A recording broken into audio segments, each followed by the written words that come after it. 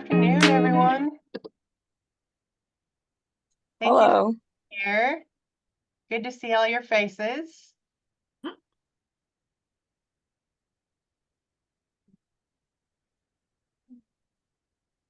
Still letting a few people in, so we'll give it one more minute and then we'll get started.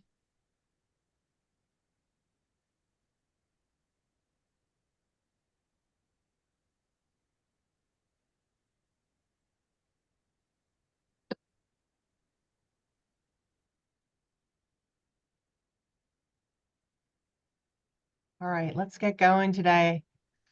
Thank you for being here. It's really good to see all of you. I'm Andy Lee, Chairwoman for Women of NATE, coming to you from my very snowy bunker today. And so any of the rest of you dealing with that, thank you for taking the time to be here with us today. Thank you for joining us for the Women of NATE presentation to kick off our year, retool your skill set, thrive in the new year and beyond. With NATE Unite just 4.5 weeks. I can't believe we're here. 4.5 weeks away. A few calendar reminders for Memphis. Hoping that you'll join us for our Women of NATE events. Our booth is adjacent to the registration info booth down in that wing. So we're open all day, Sunday through Wednesday. We'd love to see you, hear your ideas, answer any questions. Come see us anytime. The 5K run walk is Tuesday morning. It is early at 6:30, but you can register that morning if you haven't registered during NATE registration. Get out in the sun, come talk with us, run, walk, or join the very fun coffee group that is in the back that is becomes somewhat infamous every year. They have a lot of fun, maybe more fun than anyone. So come join that at the very least. Come get outside and join us for the 5K. There's medals, finisher medals for all finishers, and also extra medals for the top 3 women and the top 3 men. On Wednesday, our Women of NATE group photo, our yearly photo, is at 2:30, so make sure you get there right on time for that, followed by the meet and greet from 3 to 4. Do not hesitate to reach out to me if you have any questions about NATE Unite or our 4th annual Women of NATE Leadership Summit coming up in San Diego in September. I hope to see you all there as well. For today's presentation, we'll take all questions at the conclusion. So you can post them in the message box if you want someone else to ask the question, or you can ask them at the conclusion today. Without further ado, our moderator today is Ashley Skitt, and she will introduce our panel. Ashley, take it away. Thank you, Andy. Hello, everybody. Thanks for joining us. So like Andy said, I'm Ashley Skitt. I am the marketing director for Tempo Communications and a board member and Women of NATE. So thank you so much for giving us some of your valuable time today. We're going to discuss retool your skill set, thrive in the new year and beyond. And we're really excited to introduce to you our 3 panelists. First will be Amanda-Lawler, Vice President of Business Solutions at Teltech. Hi, Amanda. Mital Chavda, Director of Engineering at Valmont Industries. Hey, Mital. And Dr. Crystal Camejo, Strategic Business Partner at Ritel Incorporated. So our goal today is to really unpack this idea of retooling a skill that you already have, answering for you why it's important to improve our skills, how to identify a skill that you would like to enhance, and also to give you some actionable tips. So how do we actually take this information and get started? So without further ado, let's get started today. So Amanda, through our discussions leading up to today, I know you have personal experience with retooling your skill set. So can you start by talking with us about why we should consider retooling our skill sets? Absolutely. Thank you, Ashley. And I wanted to thank everyone for joining us today. So we start every year, or at least kind of looking at, or at least I do, right? A fresh outlook, new year, new me. But after a couple weeks in, we lose sight of our goals. Life continues and we get buried and pulled into, day-to-day roles of employee, parent, partner, etc. So it's really important that we slow down and reevaluate what we want out of our careers. In order to thrive in the new year, it's crucial to retool, reskill, and diversify your skill set. We have the job market, it's rapidly changing, and to stay relevant and adaptable to new technologies and trends, you must invest in yourself and your skills. So whether we look at it as learning new technology, improving communication skills, gaining knowledge in a different customer vertical than what we traditionally focus on, it's taking that initiative for all of us to improve and make a plan to upskill, retool, so that we can really look at what greater opportunities or successes are available to us. So for everyone on the call, if there is a single takeaway from today's webinar, I know this sounds really cliche and we hear it all the time, but it's super important not to wait for others to tell us what we need to learn. Let's take the initiative, take control of our own destiny and your future so that we can start developing the skill sets needed to move forward, right? So what does that look like? You have upskilling and you have reskilling. Although they're on the same pathway, we're kind of looking at two different lanes. Why is this important? So we see a increased dynamic in our field, right? Technology is ever changing. So it's important for us to really look at and identify what skill sets are needed in your current opportunity to make you succeed. Follow current trends, current technology, and then future-proof yourself. Where are these trends going? Where's the technology going? What are our customers doing? Taking that and then applying it back to upskilling, the process of learning new skills or reskilling, learning something new can really help pave that pathway to growth. We also look at once we really strive and uncover possible a hidden skill set that we may see when we start uncovering and peeling back the onion per se with upskilling and reskilling, it really helps identify hidden skills and interests. Maybe it reveals potential passions that you're not about. I mean, our ultimate goal in life from a career perspective is to really become a utility player, right? The more skills you have, the more dynamic you are in an opportunity, and you're able to move along into different positions, either in the company you're with, or you become a asset to another company to really help diversify the various layers that you can offer.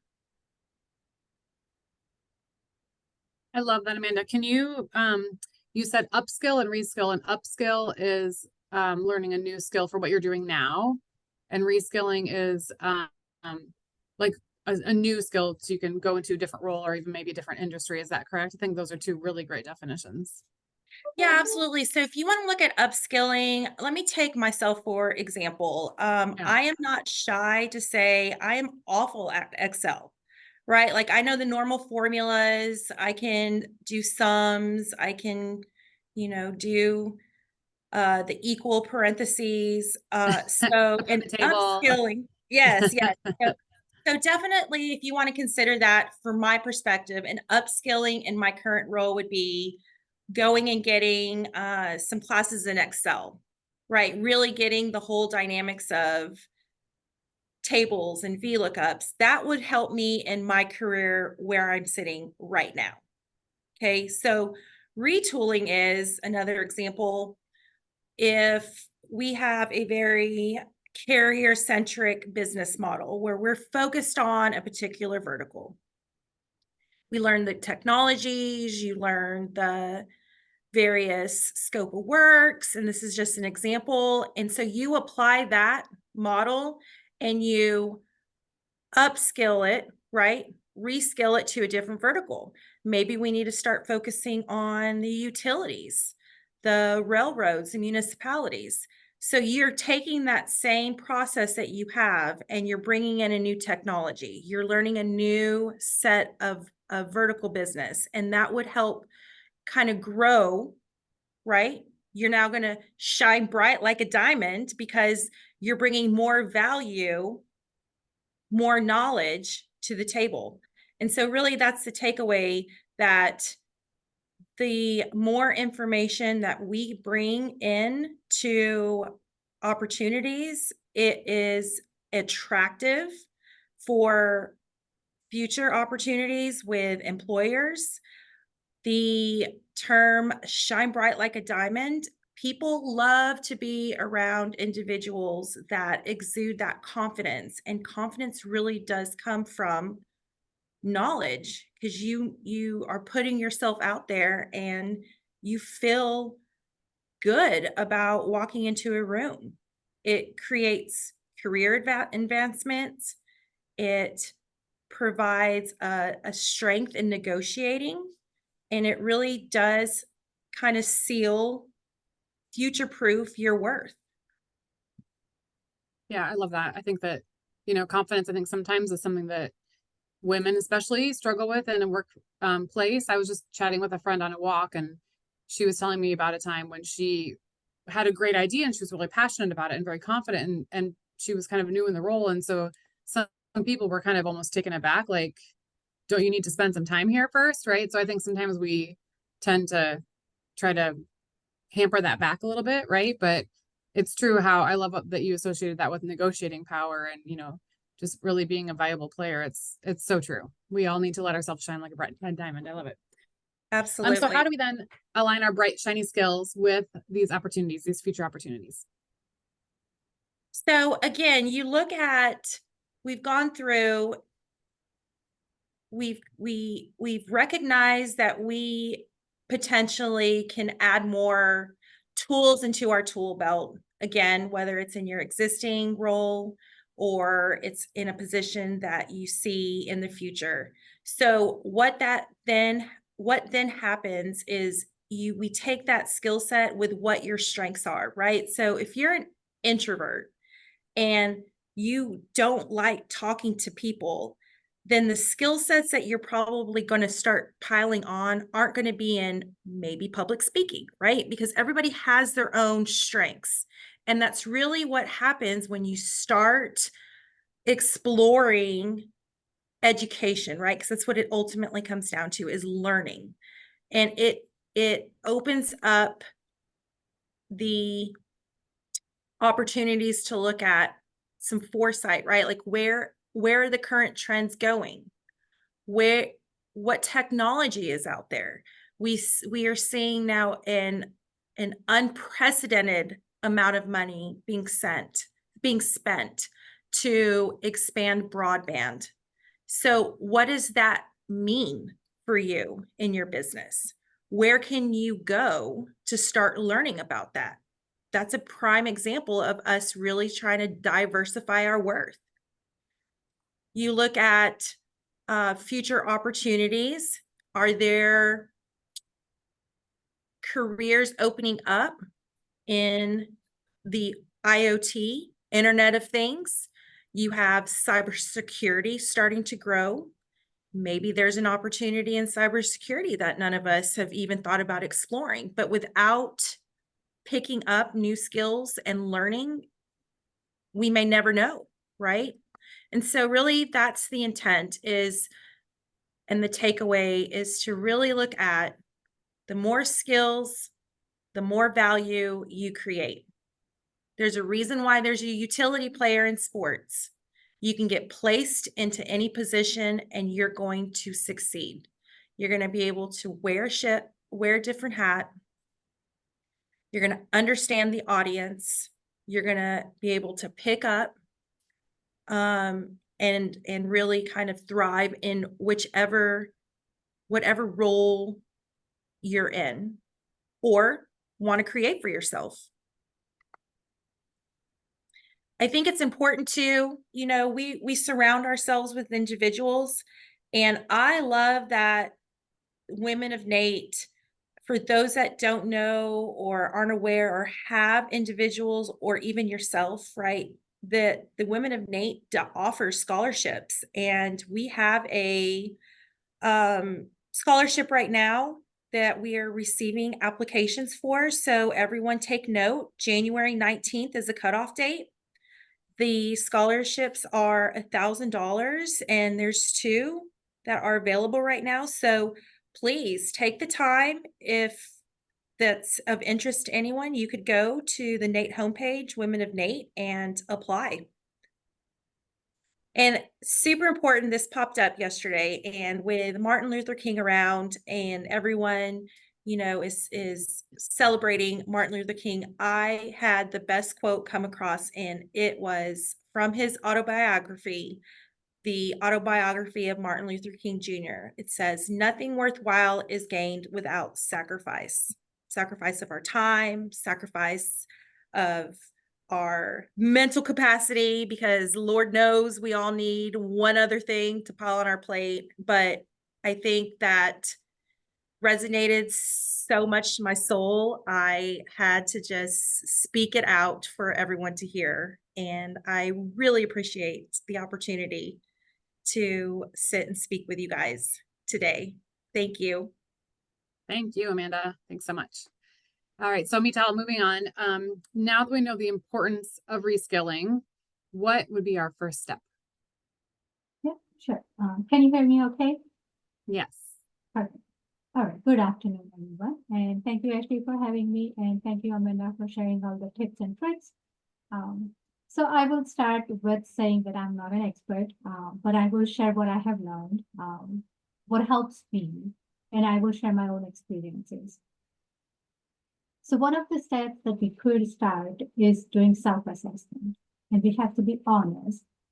We need to know where we stand right now, and then we can set goals. And the goals could be short-term and long-term goals. And then the next steps would be to identify where do we want to go, and then how do we get there. So it's like planning a vacation. So what we need to learn to be better at our role, and that is the skill set that we need to learn, and be more valuable members of the team. So that is what we go after. So for me, I came to US to pursue my master's in engineering. I completed it, I started working. I wanted to be in a leadership role. And while it's not necessary for everyone to have MBA, for me, I thought I needed to have it. It's a lot more challenging to come from different countries in the US and to be in a higher position within an organization. So I completed my MBA, and then being an engineer, I also pursued a PE license, professional engineering license. So with all that together, my years of experience, education, certifications, I finally did. I got into leadership role, and I was very happy. I was enjoying my role. And then one of the mentors had asked me, he said, "Why are you not interested in higher positions?" Mital, Mhm. could you talk a little bit louder? I'm having a hard time hearing you, so I think others are as well. Just, you're just soft. You're coming across. Okay. Thank you. No problem. So yeah, I was saying one of the mentor reached out to me, right? And he said, "Hey, why are you not interested in a higher position?" And so for me, that highlighted that I did hit plateau in an organization. I wanted to do a higher role, but I had to convince myself first that I can do it. So for me, convincing myself was the first step. And then I followed, through self-assessment and then all the next steps. That's a great professional journey, I think. Thank you for sharing that. Along those lines, I have a quote to share as well. I was reading a quote from James Clear, the author of Atomic Habits, this week. It came across my desk. And it said, I have learned that whenever I think I don't have enough time to do what I usually mean is I don't have enough energy, or I'm not actually interested in doing this. What I need to do a better job of is not managing my time, but rather caring for myself and identifying my true interests. When I'm well rested and working on something I'm genuinely excited about, finding time is rarely a problem. And I think that second part, right? What I need to do is find my true interests is kind of what this is all about and what you're starting to walk us through. I think it directly applies. So for our listeners, as we think about our own personal journeys, where do we start with that piece of this? Sure, absolutely. So agree 100%. We need to look into what our interests are and what are our strengths. And then we can identify what we need to improve. So I'm remembering one of the inspirational quotes, and it is relevant to this conversation. And the quote is, never stop learning because life never stops teaching. And that's absolutely true, right? In personal as well as professional life. So for setting goals, we need to keep in mind that we have to set goals that helps us grow and helps us, move in an organization with higher titles, or some roles that they don't have different titles, but then we need to see what we are accomplishing, right, year after year, and that defines the progress. So I'll share a few examples. For civil structural engineering role, right, as an individual contributor, senior professional engineer or senior project engineer, that would be the highest role. And most companies require PE certification. So for engineers who want to get to that level, support the team, pursue a PE certification. So that could be a goal. For project coordinators, right? They help with most of the project planning, and they want to move up to project manager or program manager. So how do we get there? So reach out to project managers, program managers within an organization or within an industry and see what kind of projects they're working on and how they are handling those. For these roles, planning and making sure that we follow through, right? The team follows through are extremely important. So those skills are required. So how do we gain that skill set? And for progression, like I mentioned, is doing better today than yesterday or last year. So comparing ourselves. For example, sales roles, right? They don't have a lot of titles. So titles could be same year after year, but then we need to look at financial expectations. And self-reflection and customer feedback are extremely important. So we need to know in sales role, like what works for customers, what does not work for customers. And how can we make sure that everyone in the company, right, that we need support from, they are helping or working towards customer expectations. So clear communication and collaborations are important. And if we go back to my own example, when I realized that I hit the pedal and I was advised that I should change the department. And so I did.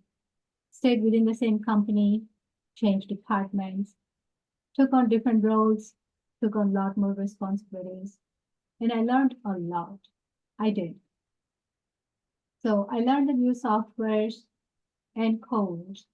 I learned and taught new team members how to do pole loading analysis for small cells.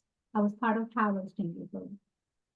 Then I learned to 3D print. I learned Visio, Power BI to support business performance improvement department. So, and I also learned to collaborate a lot more than I did in the past. So what I would say is learn required skill sets to support the team, not just for your own growth, but for the better of the team. And that makes you valuable, or, like Amanda mentioned, utility player. And I know that there are many other, who work very hard for continuous improvement. And despite all that, sometimes we try very hard, but it doesn't work out. And it's not easy, but what I would say is don't settle. We are in a great industry. Look for different opportunities in the industry. And like I mentioned, it's not easy and we can't do all this alone. So we need that support system. So talking to your immediate manager or having a mentor within the organization or within the industry, that would be helpful. That's crucial. So reach out, and mentors will provide different perspectives, right? So I had a mentor from WWLF actually before I joined Valmont, and she was extremely supportive. She helped me talk through everything that I had going on. So networking is important. And I also want to mention that NATE has resources.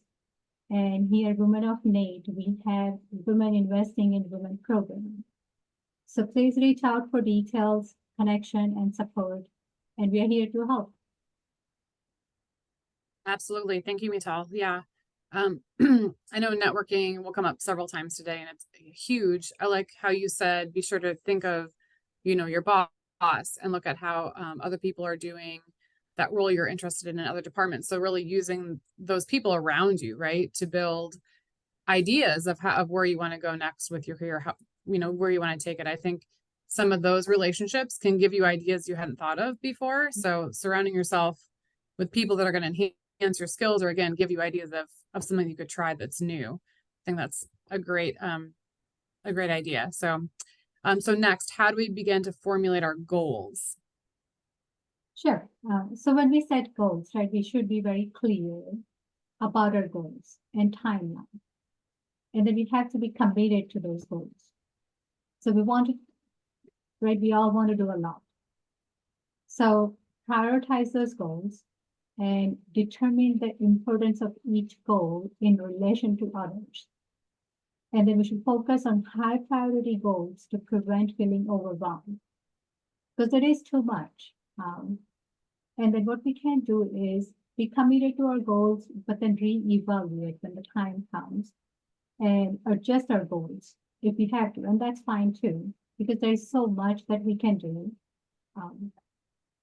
And we can always win, right? So learn from those experiences. And I know some of us are very hard on ourselves. And so if you are one of them, I would say try not to be. And the last thing I would like to say, a lot of us, we spend so much time and energy taking care of others. And I'm sure every one of us here, right, at least once have passed on a dream opportunity to be there for others. And we do this because we value others more than our own professional growth. So actually, I would like to mention is, to the group is that prioritize yourself and take care of yourself. And that is all from me. Thank you. Great. Thank you, Mital. Our next panelist, Dr. Crystal Camejo, I know is very passionate about this topic and very educated. So she's going to help us develop some strategies to achieve these goals. So Dr. Camejo, can you help us understand how to craft a personalized strategy for developing these new skills, our reskills? Wow, that's an important question, Ashley. And permit me to say firstly, it's an honor to be here. It's something I'm very passionate about. And as I navigate this topic, please be aware that these are things that I'm introducing or have introduced in my life prior to this call and thereafter. Now, when you're talking about crafting a personalized strategy, personalized is the operative word. This strategy that I'm taking you through is my personalized strategy that I've used with a lot of mentees. I see a few of them on the line that could attest to that. Persons who I would have helped navigate their personal and professional development as well. And I want you to really imagine your skills development as a tailored garment, so to speak, yes. Perfectly fitted with or fitted to your aspirations, rather. The concept isn't exclusive to professionals, but resonates equally with individuals from all walks of life. Permit me to share a few key strategies to consider as you embark or as we collectively embark on this skills development journey as we retool our skill sets for the upcoming months and beyond. First, I want you to consider identifying your strengths, weaknesses, and passionate skills. Understanding your current skill set is the cornerstone of effective skills development. Start by reflecting on your strengths and acknowledging areas where you excel. Some things just naturally comes natural to you. Focus on those areas while simultaneously identify weaknesses and pinpoint skills that you are most passionate about and how those weaknesses bounce off of those passions. Like for me, even though I'm speaking on this platform with you, this is not something that I love doing.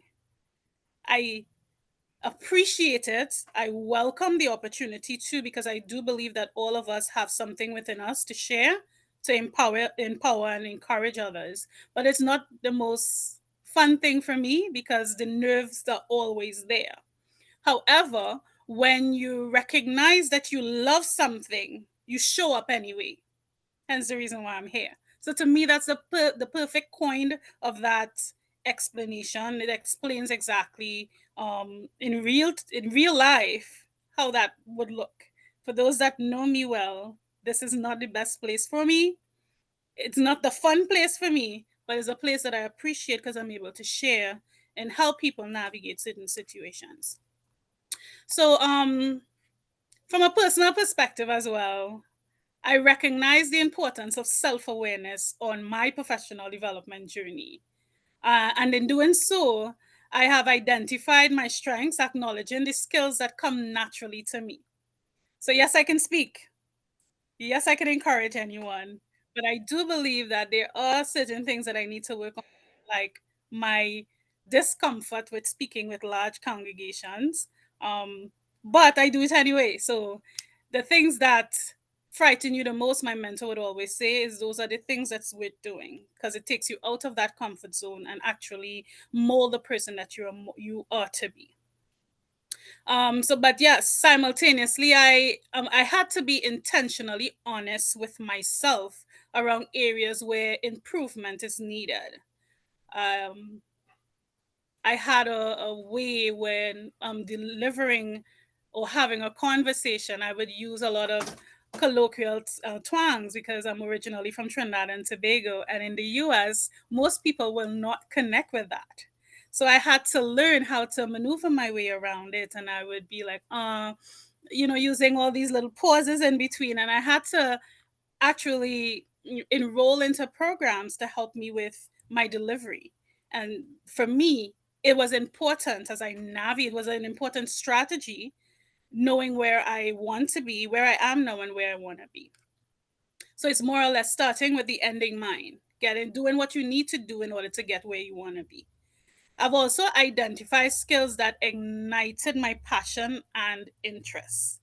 Empowering comes natural to me. Empowering others, encouraging others comes natural to me. Hence the reason why Ashley didn't have to call me to jump on a call. I was here on time and ready to do it. So yeah, I believe, yes, those two perspectives are important. You definitely need to know where you are, understand your strengths, know your weaknesses, and thirdly, the skills that you're passionate about, it's important for you to weigh in on those as well, because in those you would see how natural your delivery in terms of producing or performing in certain areas, it will definitely come natural to you. Another thing to consider is the skills in demand and align that to your career goals.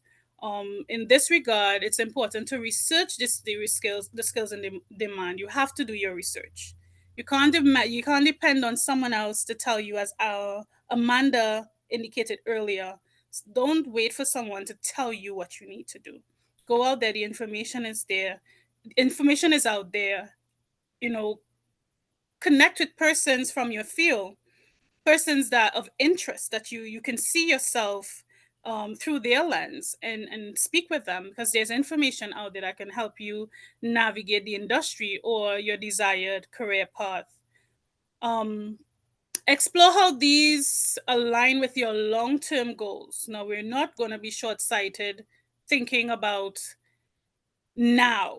We're not just thinking about the now, we're thinking about the long-term goals. But as Ashley projected there, I definitely want to take you all through a personalized strategy for skills enhancement. Not strategy, but checklist for skills enhancement. And I know that we will provide this information for those that would find it useful. But before we do so, I want you to understand that crafting a personalized strategy for self development is a dynamic and intentional process.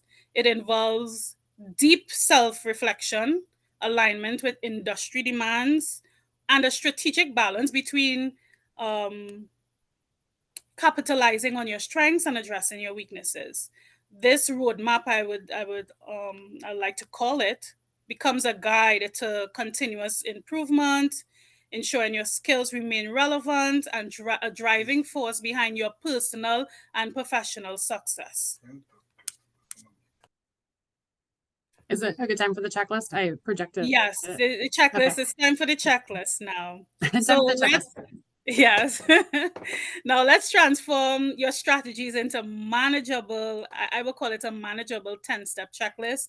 This is a personalized checklist, and I said personalize is the operative word here. You can tweak, you can feel free to use this same format, but you can tweak it as you see fit. But this is just a basic understanding. And projected on the screen are 10 proposed strategies or items on a checklist that can help you navigate. The first is identify target skills. Now you will begin by pinpointing the specific skill you want to enhance. This should or could include more or less technical skills, soft skills, or a combination of both. Reflect on your career goals while you're doing this, while you're considering this process as well, and areas where improvements is most impacted. Secondly, set achievable milestones. We want to be realistic about this. So you break down each skill into smaller, manageable milestones. For instance, if you want to aim to improve, say, your project management skills, milestones could include learning a new project, uh, a new project management tool, yeah, a new project management tool. For me, where I work in my capacity, I'm more people operations, but in the industry itself, us being turned, putting ourselves out there in the market, things that we need to do in order to get there. It's important for me to understand certain things, and the project management aspect of tower construction is not my stronghold. So for me now, it's really working alongside operations and seeing how best I can learn even the very smallest thing regarding project management. That can be one of the things that a person in my situation can consider as well. You can successfully lead a small project, even within the very department that you're in. Even if you're not in that leadership position, you can work on a small project and lead that project, or even complete a relevant online course. These are a few things that you can do to navigate that space and as you try to set an achievable milestone. Thirdly, allocate time for skills development. And this is important because time management is crucial. We don't want to put ourselves outside of the range where we don't give ourselves the time frame to hold ourselves accountable. This process could involve setting aside an hour each day for learning, practicing, or engaging in an activity relative to the skills you're working on. Fourth, utilize various learning resources. There's so much information out there. There's so much learning resources out there, online workshops, mentorship endeavors, even these webinars. The fact that you're here, this is one of the ways in which you can utilize this space to as a learning resource itself. Fifthly, you would want to consider creating a learning plan. Now, this is definitely based on where you are and where you want to be. You develop that structure structured learning plan outlining the steps that you want to acquire to refine each of your skills. This plan could include a curriculum for self-study, a planned workshop, or courses, or a milestone for practical application. But you just need to make sure that you're keeping yourself accountable in the process. The sixth one is seek feedback and evaluation. Is very, very important as we navigate to get constructive feedback from the people that we're associating ourselves with. Constructive feedback is essential for recognizing areas of improvement and refining your skill enhancement strategy. So consider setting up regular check-ins to discuss your progress with your mentor, with your coaches, with those who are advocating for you. And it's important to get that feedback. The seventh one is implement practical applications. Then, we can't navigate this life alone. No man is an island, and we do need a network to help push us through or help us navigate. So join communities and networks that will help us, that will connect us to professionals and professional networks rather, relative to the chosen skill set.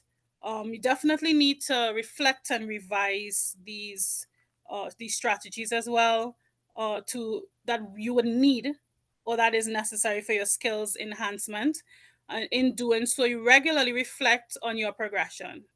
Being able to reflect on that, being able to reflect is very important, because you would be like a wind, like a weed in the wind, just blowing, because you're just going. And as women, we have the propensity to just get up and get things done, because we know we have to do the home thing, do the family thing, be a mom, be a wife. We have so many things that's in the way of making sure that we are focused. And it's important that what we know what we are working on well. Know what you're working on. Know that there's a strategy in place. Know that you need to check in to see if you're actually accomplishing it, instead of just continuously going until you hit that brick wall. And last but not least, in this item, celebrate your achievements. Acknowledge and celebrate even the smallest victories along the way. Whether completing a challenging course, successfully applying for a new skill at work, or receiving positive feedback. Recognize it. These things boost motivation and reinforce your commitment to skill enhancement. So celebrate your wins. Don't let it pass. We have the propensity to just let it pass. I was able to cop my doctorate in healthcare administration, and that's a major milestone, because I'm the first person in my family to acquire a terminal degree.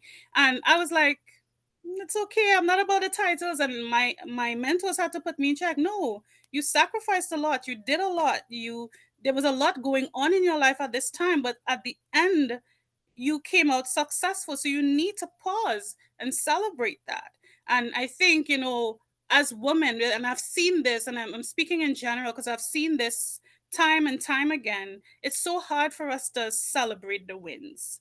It's so hard for us to recognize that we've won something, we've done something, we have accomplished something, and we need to celebrate that. And it's important to have a community to celebrate with you as well, and the people that will pull you and keep you in check when you want to check out. So as it relates to the personalized checklist, Ashley, I conclude with that, because creating a consistently flowing practical checklist transform your skills enhancement strategy in your day-to-day companion, your day-to-day life in general. The checklist serves as I said earlier, a roadmap guiding you through actionable steps, milestones, reflection points, ensuring continuous growth and development in your chosen skill set. Yeah. Yes, thank you. And I think we all would love to celebrate with you. And thank you for sharing your story about your doctorate. It's awesome. Can you walk us through a little bit of number 8? So joining communities and building these networks. You talked about mentors and tribes. And so where can we start? What are some actionable places that we're all busy? We're online, we're at school, we're at home, we're, the gym, we're doing whatever, right? On vacation. But where do we start? That feels overwhelming sometimes. Like, how do I build my own network? That's an important question, and I'll certainly like to discuss this. As cliched as it may sound, this quote have echoed through the centuries, and it's still relevant today. And it says, "No one walks this journey alone," and we can attest to this. No man is an island. We need persons to help us navigate, and building a supportive community is crucial to career development and retooling your skills. I remember recently we had a Women of NATE summit in Dallas, Texas, and I was very nervous because it was my very first time, you know, meeting the team in that capacity, really, to network and come out of myself, because believe it or not, you're seeing me here, you think I'm an extrovert. I'm really not. I'm not an extrovert. I'm just very extrovertish when I have to deliver and do what I have to do, but in terms of preference, I'm really introverted. And I remember Ashley made it very, very comfortable for me, the way in which she was just so, bubbly and open. And I was like, I want to be like that. I need to rub shoulders with Ashley more, because I didn't know how to do that. So those soft skills are important, as you to help you navigate that process. But you have to be open. Most of us are very closed out, and we'll wait until persons come to us. What is important for you to reach out? And as it relates to how do you start by networking. Connect with like-minded persons like yourself. Mentors can help guide us through their professional experiences as well. And there are online communities that will offer mutual support, and also, I love to call it, accountability partners. I need someone to keep me accountable when it comes to meeting deadlines and achieving goals and all these things. And there are quite a few things, Ashley, and I'll permit me to share their LinkedIn. There's so many professional, in this digital age, there are numerous platforms to facilitate connections with professionals in the industry. And we could start by exploring LinkedIn. That's a powerful professional networking platform. There are other online groups and communities that, based on your field, that you can navigate as well. Just do the search, connect with us. We don't have all the answers, but we'll be able to help you navigate there. We know some, and through the connection that we would be able to connect you with, those other connections can connect you with other connections, and that's how it happened. That's the ripple effect, right? So, additionally, attend relevant webinars like what you're doing right now. These conversations are being had, and take advantage of it. There are workshops as well. There are also networking events, as mentioned earlier. We have NATE Unite coming up, and the Women of NATE have their own social hour. You are able to network with industry professionals, persons from all walks of life. But having a tribe there's no better feeling than having a tribe. Persons that no matter what, they have your back. You can call them. And in that regard, it's important to define the relationships that you have within that context as well, because you don't want to have unrealistic expectations of someone when you've never really defined what that relationship should look like. Yes, so I'll stick up in there. That's great feedback. And yes, I double up on everything she said about coming to NATE Unite, coming to the Women of NATE, the casual hour, and even the photo. Like, if you miss one thing, we're there the whole time. Like, stop by a booth, and I think everyone is happy to connect, during that event. So definitely a great resource. And also, as Mital said, that they have some ideas for mentorship and things as well. So thank you so much to all of our panelists. We can open it up for questions now. If anyone, Kimberly, if we can take people off mute, and or if you don't want to talk, but you just want to chat something to us, please feel free to put it in the chat. We are ready and waiting for anything, for any kind of questions that you have. I know it's always scary, so I will ask the first one. Amanda, how do you find out what kind of ways we can upskill in our own companies? Okay, great question. You know what, I really look and see where the different parts of my business that are supporting me to make make it be successful on my end. So let me take me for example. In a sales role, operations is the heart of the house. Hmm. That is the ultimate, the end result customer facing. If the operations team can't execute, it doesn't matter what the sales program we sold. So looking at it from that perspective is truly understanding the different layers of what it takes for your own role to be successful, and then getting in and learning the different caveats of what an operations side looks like. And that's for me, just my perspective. So I would say take a look and see what are the supporting roles or some of the parallel roles that may come before you step in or after you step in. It helps create a seamless transition.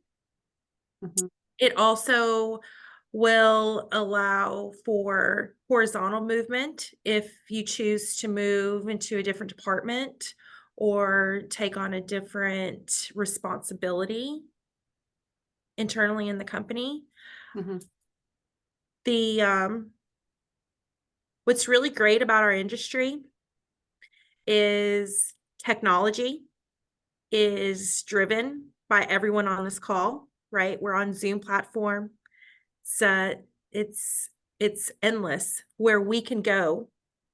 So keep your ears open. Like Dr. Crystal Camejo mentioned, use your website, use online, use LinkedIn, start following chats, start paying attention to where some peers may be moving. We all have great information surrounding us. We just all have to be willing to open our ears and listen to the message that's coming out, right? So Yeah, that's awesome advice. Yeah, thank you. Mital, you were talking a lot during your professional journey about mentors and leaders who kind of helped you along the way. We've chatted a little bit about where you could find them. From your professional journey and your personal journey, where did you kind of make those connections and start building those mentorships and networking? Sure, absolutely. So for me, in my last company, I was advised from HR directly to reach out for a couple of mentors within the Okay. organization. And then, doing my role, I was collaborating a lot with the different teams within the company. And so higher ups had visibility of my work. And so they showed interest. Like the mentors I had mentioned in my discussion earlier, he reached out to me on his own. He said, "Hey, I have seen you. I have seen your performance, how you carry yourself. Can I talk to you?" And so I would say, do your best and do self-reflection, right? Because that's where the first feedback, get your own feedback and be honest. Do self-reflection, see what you need to improve and work on it. And then people will see it. Like what, Amanda mentioned, like shine like a diamond. Yeah. Nobody can hide that, your super performance. No matter how many people would try, they're not gonna be able to hide it or cover it. You will shine. And for here in Valmont Industries, I just introducing myself when I joined the company, I connected with one of the sales directors, and he mentored me, for my first 2 years. He retired last year, so I was in a search for a new mentor, and fortunately, I found immediately within the company, different department, but within the company. And resources, right, like NATE or Women of NATE or WWLF, all these different resources, we can utilize to make connections and find mentors. Absolutely. Awesome. Thank you. Does anyone from the panel have anything they'd like to add? I don't think I have another question in the chat yet. You know, let me just make one point, and I Yeah. think we sometimes forget that, you know, just layering on top Women of Nate, we have the scholarships. I encourage everyone to look back at our benefits because some companies offer continuing education. Well, they will where they will pay for certifications or a secondary degree. And not taking advantage of those services that our employees are offering is a disservice to ourselves. It's a benefit. Absolutely.